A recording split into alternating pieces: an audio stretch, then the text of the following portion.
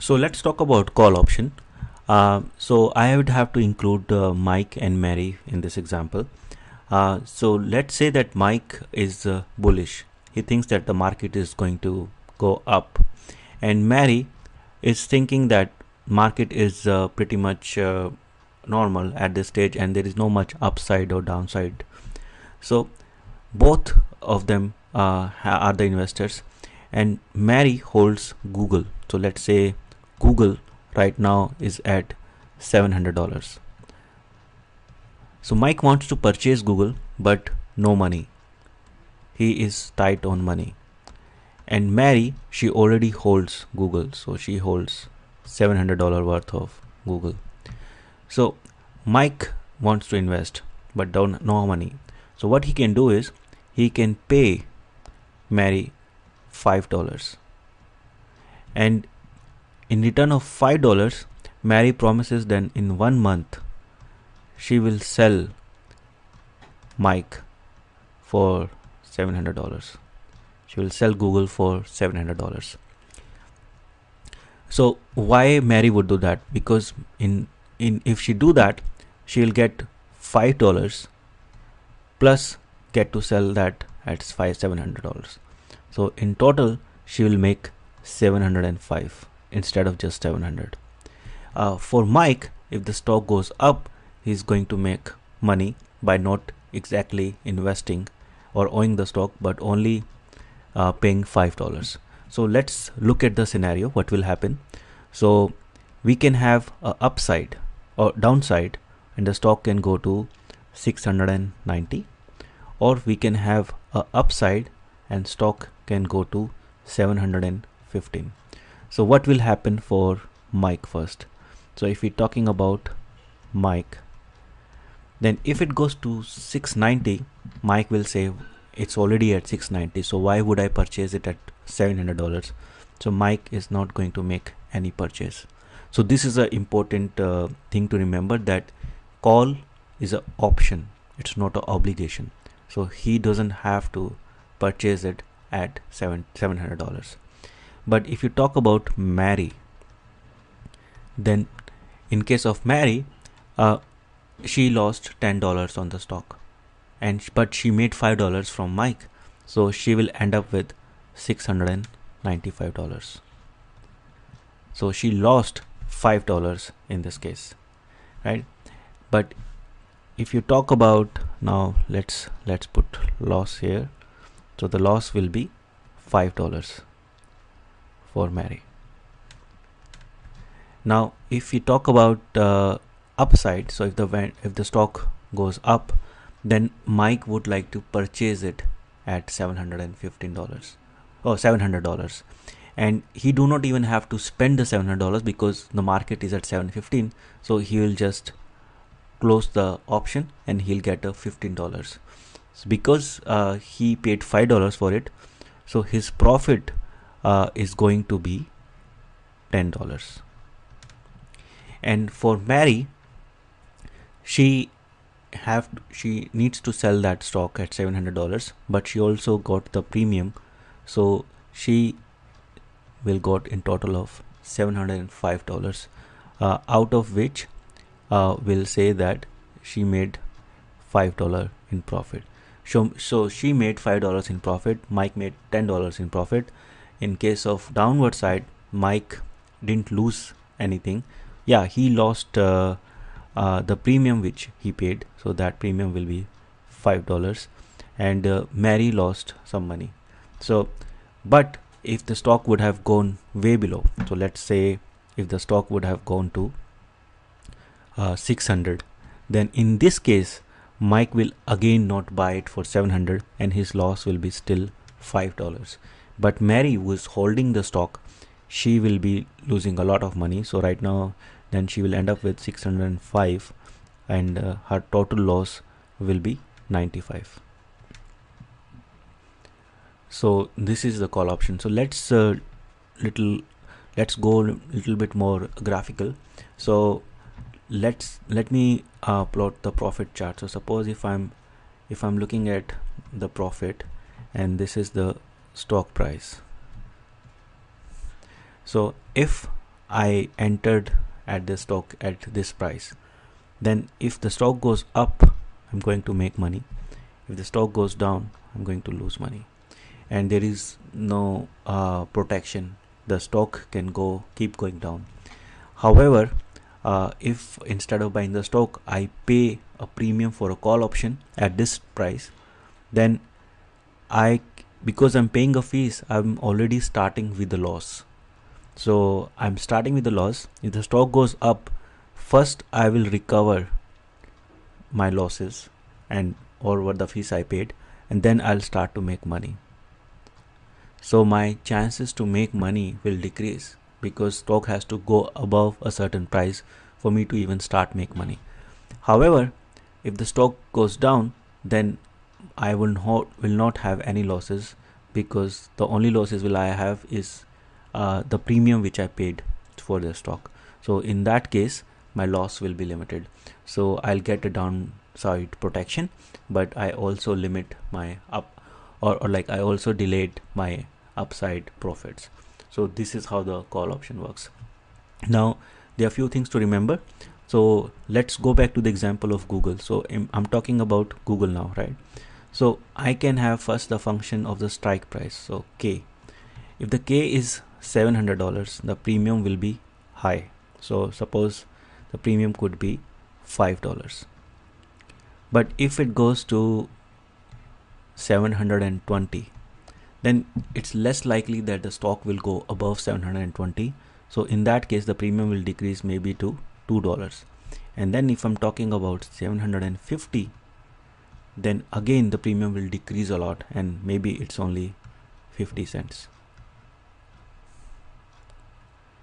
Right? So the premium will depend upon where the strike price is. The another thing to remember is the expiry date. So longer the expiry date, more likely is the stock to go above a certain price. So if I'm asking what's the likely scenario that the stock will go above 750 in 1 month, so it will be less likely. But if I say what about 1 year, so I'll call this as 1 month, and this as 1 year. So if I'm talking about 1 year, then you'll say yeah, it's more likely. So in that case, the price will increase and it will go to $5. And if I'm talking about 720, then price will go to maybe $20, and for 700 it will go maybe $50. So that's how the prices will change, both based on the expiry date and on the strike price.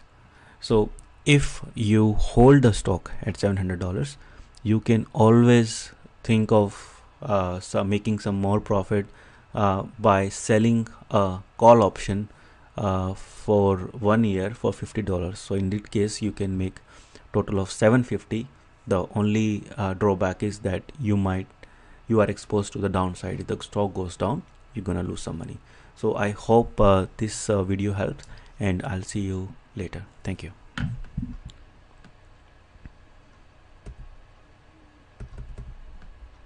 Let's talk about put option, and again I would have to invite Mike and Mary to explain this concept. So let me start with the example. Suppose if I'm looking at Google, and Google is right now at $700, and I have Mary who already owns Google, and she is expecting the Google to go high, and she thinks that that will be a good return on her investment. But she's also worried that what if the Google goes down? It can go to 680, it can go to 650, and she don't want to lose that money. So she is looking for some kind of protection. On the same time, Mike, he wants to enter into Google. He wants to buy some more Google, and he thinks that I should be able to buy this at 680. So he is looking to buy at 680, and he don't want to buy at 700. So he only thing he can do is now he has to wait for 1 month, or maybe 2 months, or maybe 5 days. Nobody knows, right? So either he can keep waiting, or he can enter a contract with Mary.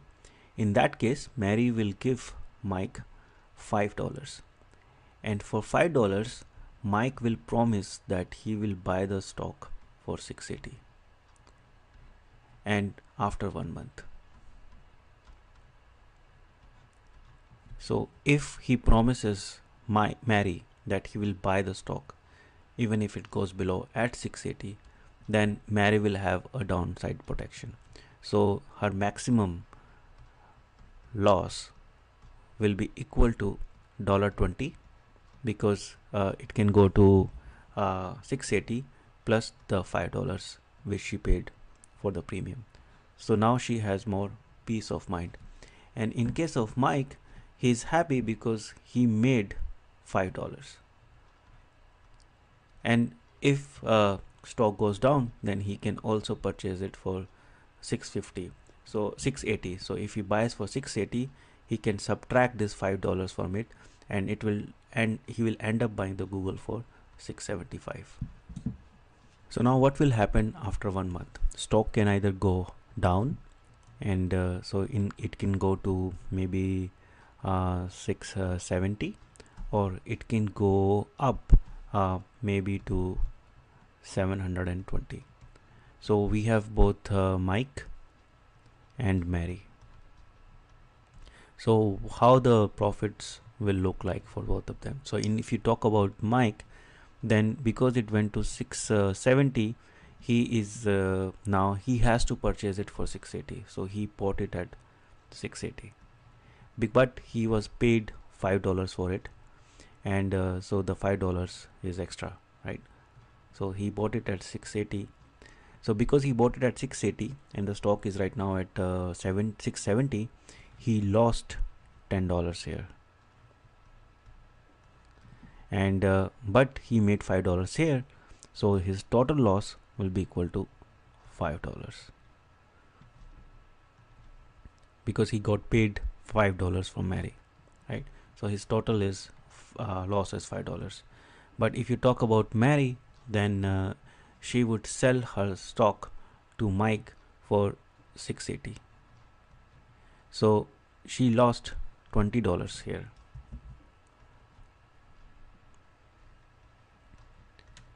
And she also paid $5 to Mike, so that $5 will also add up. So she lost total of $25. Now if we are talking about upside, then in case of Mike, he will not be able to buy the stock because the stock never went to 680. So in that case, he will make $5. So his total profit will be $5. So now look at this, that even though he didn't purchase any stock, he was still able to make $5 just for his waiting for the stock to go to 680, or willingness to buy the stock at 680.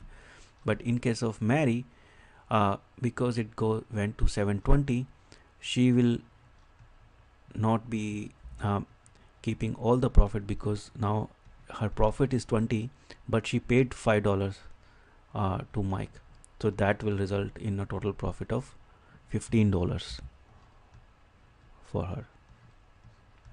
So she lost a little bit of premium, but she was able to protect herself from downside. So this is how the option works.